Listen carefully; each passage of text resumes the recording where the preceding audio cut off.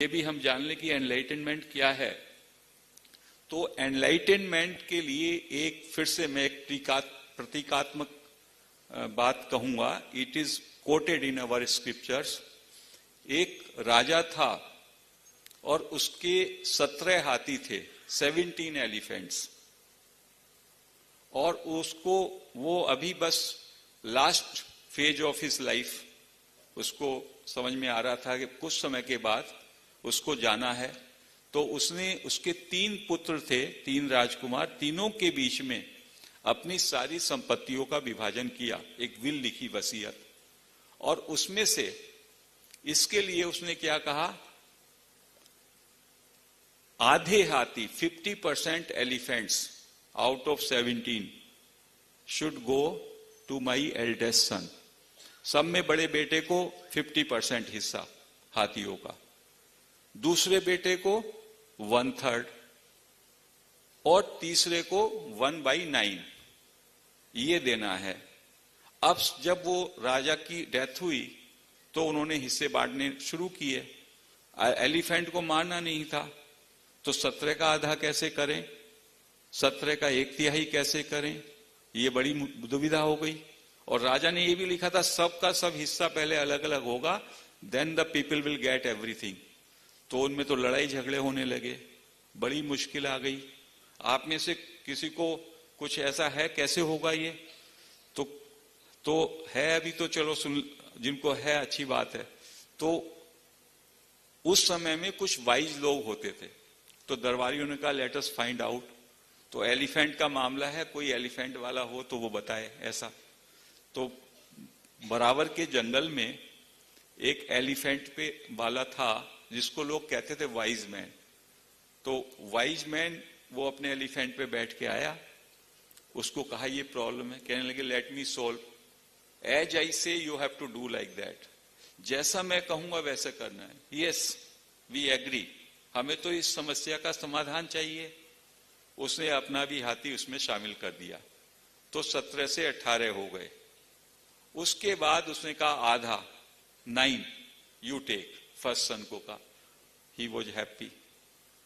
1/3 18 के 1/3 6 सेकेंड सन को कहा, उसने ले लिए। 1/9 18 के 1/9 2 वो तीसरे को दिए। तो कितने हो गए, 9 + 6 + 2 17, और उसका बचा रह गया and he took it back. So कहते हैं उस जो मास्टर्स इस फिलॉसफी को बताते हैं, enlightenment is a 18th elephant. इस तरह की विजडम चाहिए।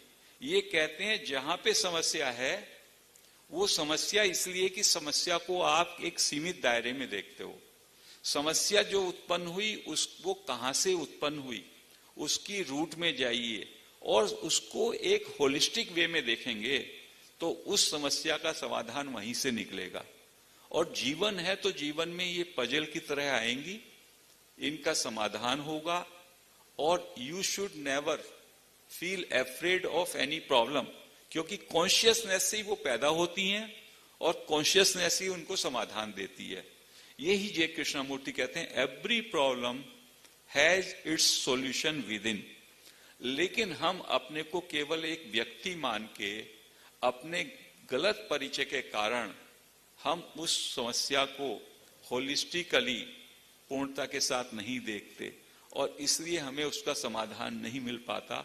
और इसलिए हम लगातार दुख में, तकलीफ में और मिजरीज में रहते हैं। और हमको वो जो पक्का ज्ञान है, जो हमारा स्वरूप है, जो सच्चित आनंद हमारा स्वरूप है, जो हमारा हमेशा आनंद में रहने की जो बीइंगनेस है, जिसका ना आदि है ना अंत है, उसकी हमको थोड़ी भी झलकी नहीं लगती। So these teachings, who am I by Raman Maharshi, I am that by Nisargadatta Maharaj, you get that taste. वो टेस्ट मिलता है। समय ज्यादा हो रहा है तो मैं इसको, अपनी बात को खत्म करने से पहले 1-2 लाइन का एक और दृष्टांत देकर के समाप्त करूंगा।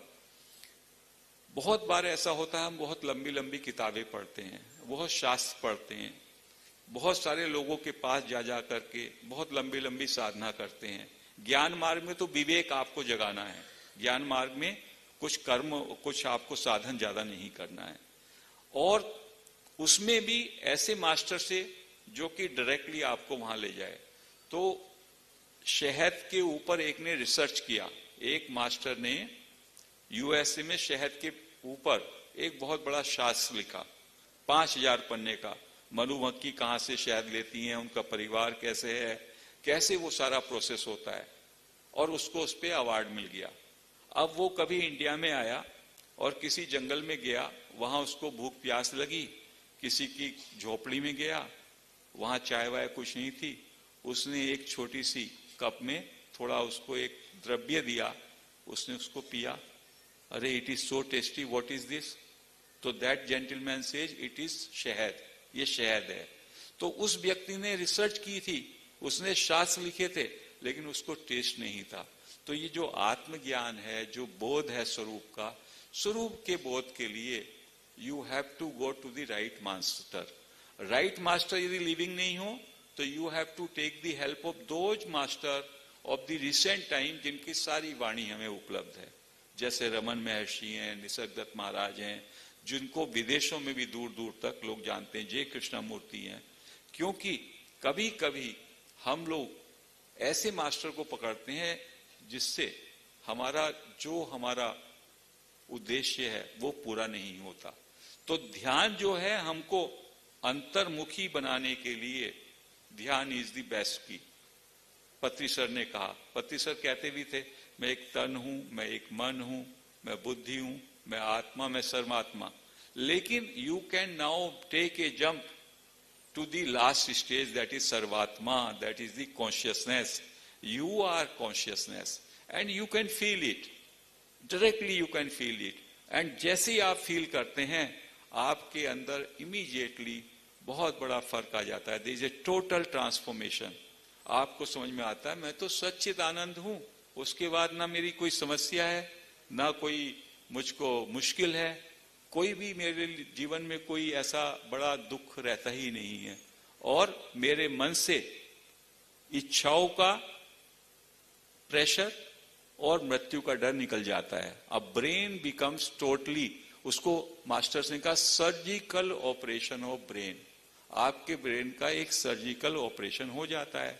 ब्रेन के cells they are in total peace, harmony, and you have a blissful state.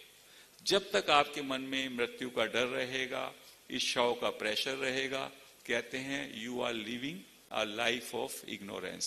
So this is the key, having some practice of self inquiry, who am I, and another the I am. Breath awareness is a key, but if you want to go ahead then you are most welcome, you can practice them. तो